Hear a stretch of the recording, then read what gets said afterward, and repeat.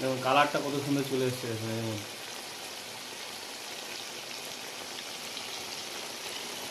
কালারটা কেমন হচ্ছে।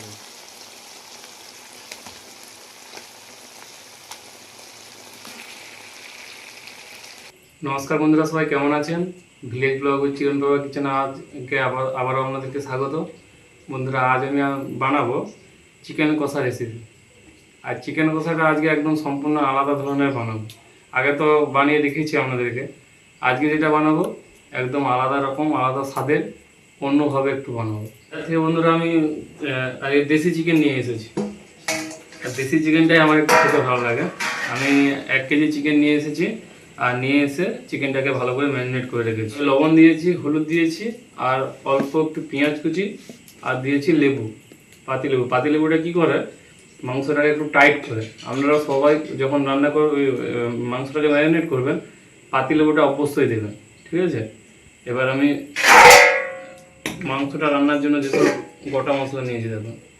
আমি নিয়েছি তেজপাতা, জিরে, এটা হচ্ছে আমরা দারুচিনি, কাঠছাল যেটা বলে, আর নিয়েছি এলাচ, আর হচ্ছে জয়িত্রী। আজকে এইটুকুনি দিয়ে বানাবো। আর মশলা এই তো বানিয়ে রেখেছি, দেখতে পাচ্ছেন। পেঁয়াজ আছে, আর টমেটো, আদা, লঙ্কা, রসুন। রান্নাটা শুরু করছি। উনান ধরে নিই। কড়াই তেলে গেছে। আমি আলু ভাজার তেল ছিল, আলু ভাজছিলাম। আর অল্প কিছুটা তেল দিয়ে দেবো এর মধ্যে। খুব অল্প তেলে রান্না করবো। আর যে দেশি মুরগিটা নিয়েছিলাম, চর্বি পুরো ভর্তি, মানে খুব বড় মুরগিটা, আর চর্বি অনেক আছে, তাই তেলটা খুব বেশি দেবো না, অল্প তেলেই রান্না করব। তেলটা গরম হয়ে গেছে, আমি একটু অল্প চিনি দিয়ে দেবো, এটা কালারের জন্য দিচ্ছি। আপনারা একটু দিয়ে দেবেন, দেখবেন মাংসের কালারটা খুব সুন্দর আসবে। দেখুন বন্ধুরা, চিনি ডালা আঁকা শুরু হয়েছে,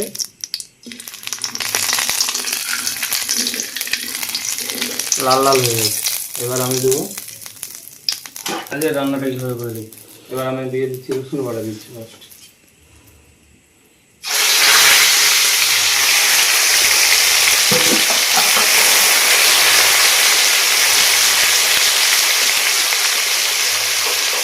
আজকে যে রান্নাটা করবো একদম সম্পূর্ণ আলাদা পদ্ধতিতে, আর মাংসটার টেস্টও খুব ভালো হবে, খেতেও খুব ভালো লাগবে।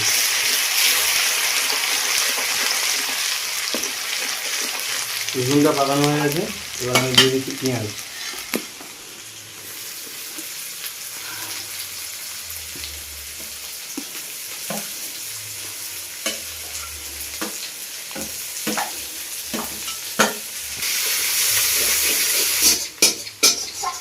আজকে রান্নাটা করছি, আজকে একটু দেরি হয়ে গেছে।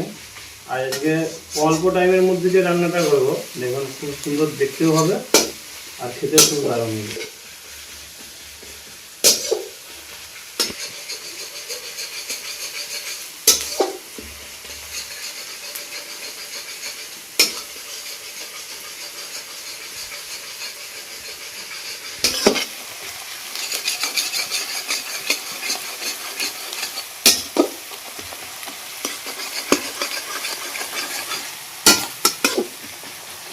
পেঁয়াজটা একটু ভাজা হয়ে গেছে।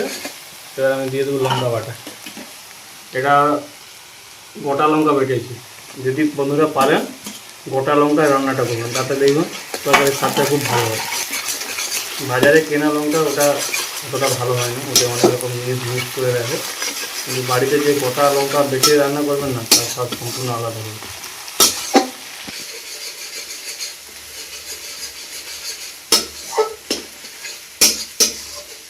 আমি এবারে এই যে গোটা মশলাগুলো নিয়েছিলাম, তেজপাতা, কাঠঝাল, দারুচিনি, এগুলো একসাথে সব দিয়ে দেবো এর মধ্যে। আমি তেলে দিতাম, এটা আজকে তেলে দেবো, পেঁয়াজের উপর ভাজবো এটাকে আজকে।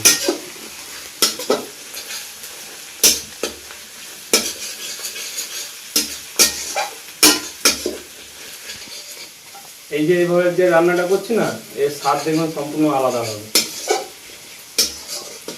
আজকে একদম নতুন ধরনের, নতুন পদ্ধতির রান্নাটা বন্ধুরা প্রথম থেকে শেষ পর্যন্ত দেখতে পাবে।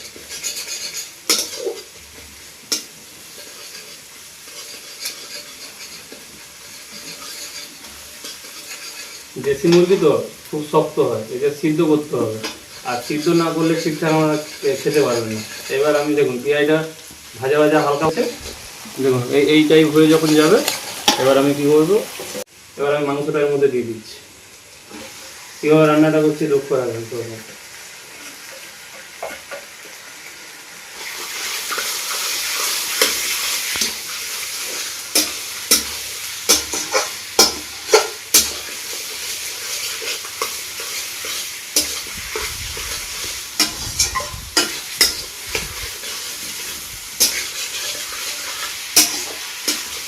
আজকে বন্ধুরা রান্নাটা যে করবো বেশি জলের করবো না, আজকে কষা করবো, অল্প জল দিয়ে রান্নাটা করবো।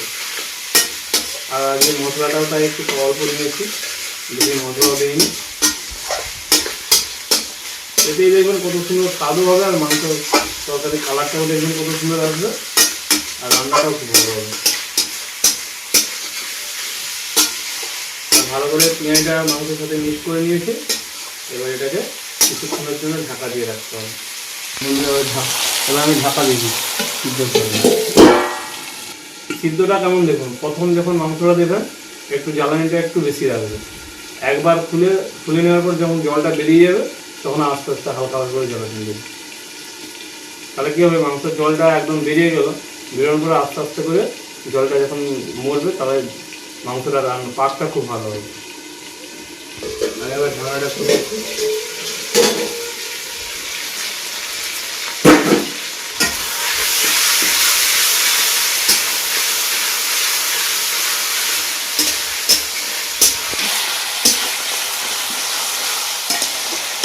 একবার ঢাকা দিয়ে দেখুন জল বেরোনো শুরু হয়ে গেছে, আর একবার ঢাকা দিলে এবার যতটা জল থাকবে পুরো বেরিয়ে যাবে। আবার একবার ঢাকা দিয়ে দিচ্ছি, দেখুন দেখুন কীরকম জলটা বেরিয়ে চলে গেল, দেখছেন? বলেছিলাম একবার ঢাকা দেবার বা একবার ঢাকা দিলে জলটা বেরোতে শুরু করবে।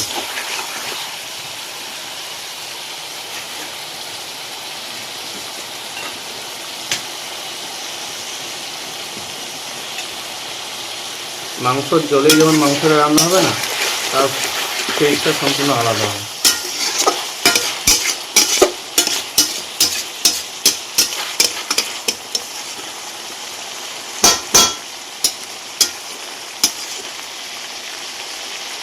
আবার একবার ঢাকা দিয়ে দিচ্ছি। মাংসটা সিদ্ধ হচ্ছে, এই ফাঁকে আমি বাটি অল্প একটু জল নিয়ে কাশ্মীরি লঙ্কা নিয়েছি, এটাকে গুলে নিয়েছি, আর এর মধ্যে অল্প একটু আমি গোলমরিচের গুঁড়ো দিয়েছি। তাতে কী হবে, আমি যখন এটাকে জলে গুলিয়ে নেব, এটা কী হবে, দানা দানা ভাবটা থাকবে না, সুন্দর একদম মিক্সড হয়ে যাবে। দেখুন জলটা কতটা দেখুন, একটু জল নেই, কতটা জল বেরিয়ে যাবে, বুঝলেন?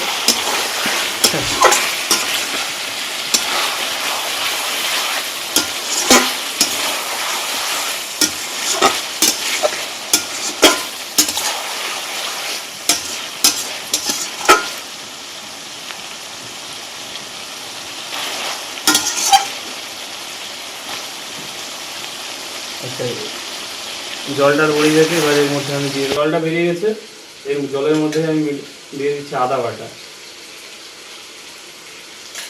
আর আমি এর উপরে দিয়ে দেবো এবারে কুচিয়ে রাখা টমেটোটা এর উপরে দিয়ে দিচ্ছি, দিয়ে ভালো করে এটাকে আবার মেখে নেব।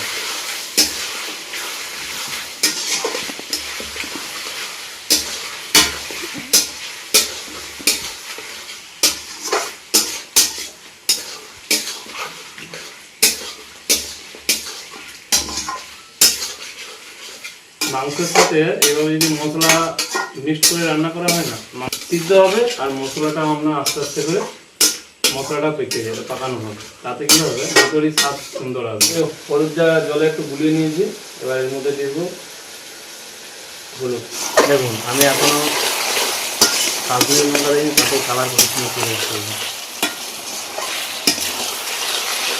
আর মাংসটা কষা ভালো চলে এসছে। টমাটোটা ফেসে দেওয়ার কী কারণ বলুন তো, এতে একটা টক টক ভাব থাকবে, দেখবেন খেতে খুব সুন্দর লাগে।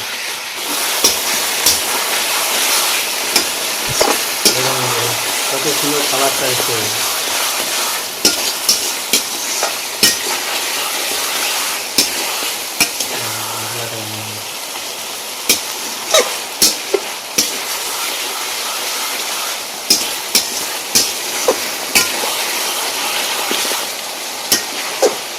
আলুটা এবার আমি আলু বন্ধুরা আমি এবার আলুটা দিয়ে দিচ্ছি এখানে।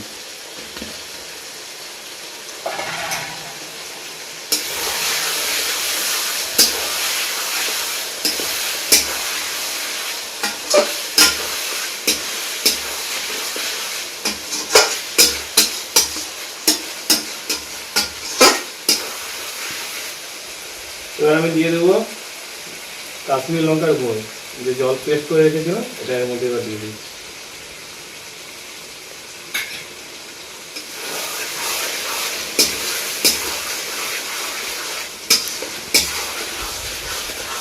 আমাদের আজকে যে রান্নাটা করছি পুরো একদম সম্পূর্ণ কিন্তু আলাদা ধরনের পদ্ধতিতেই করছি। আর এই পদ্ধতিতে রান্না খেতেও যত সুন্দর লাগবে আর টেস্টও খুব ভালো হবে। আর এই পদ্ধতিতে রান্না দেখতেও যত সুন্দর হবে টেস্টও খুব ভালো হবে।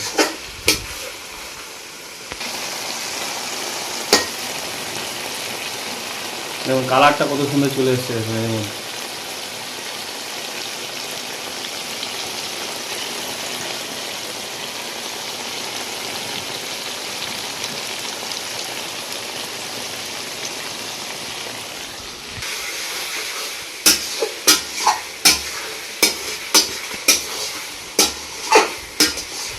বন্ধুরা কালারটা কত সুন্দর এসছে। দেখুন বন্ধুরা কালারটা কেমন এসছে।